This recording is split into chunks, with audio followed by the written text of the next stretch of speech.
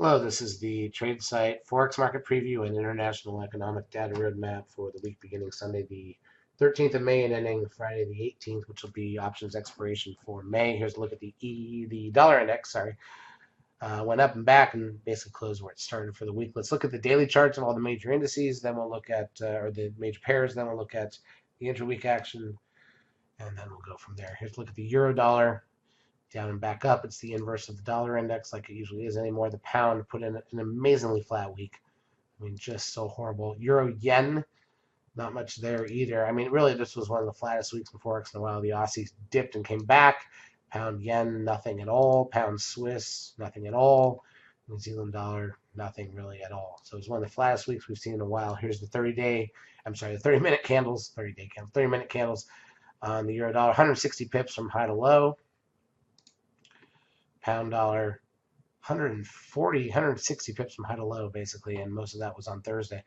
Look how flat that is. Look how choppy and flat that is. You just can't do much with that. The Aussie dollar made a cup, but only had 140 pips of range. So not very interesting, and there's really not much to talk about from a technical perspective.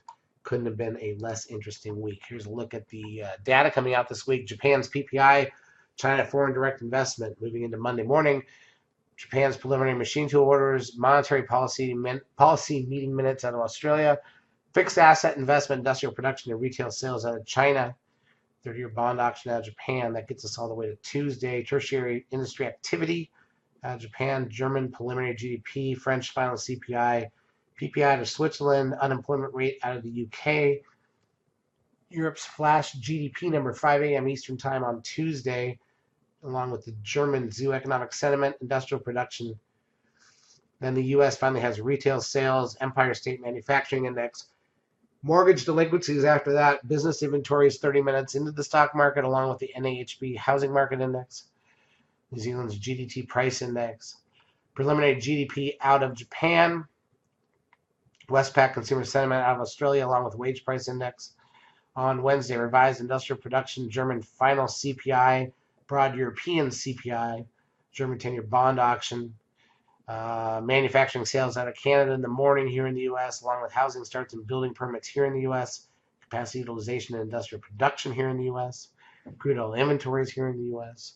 New Zealand's got their PPI input and output, Japan core machinery orders, Australia's unemployment rate and MI inflation expectations, New Zealand's annual budget release, Europe's Italian trade balance and Spanish 10-year bond auction. Canada's got their ADP non-farm employment change on Thursday. U.S. Philly Fed manufacturing and unemployment. That's the weekly initial and continuing numbers at 8:30 a.m. CB leading index at 10. Natty gas at 10:30. Japan's national core CPI number. German PPI and WPI current account out of Europe. Trade balance out of Europe. That's a big one. Then Canada does a big dump with their CPI, their retail sales, and everything related to that. But there's nothing in the U.S. on Friday. None of our big three, no Fed meetings, no nothing, no advanced GDP. Just a straightforward trading week on the U.S. side. Some big data out of certain other countries, but nothing that's going to rock the boat. Let's hope it's just more interesting than what we saw this last week. Charts as usual brought to you by eSignal. If you've not yet taken a trial of our services, feel free to do so. We will help you out for a couple of weeks. Have a great trading week.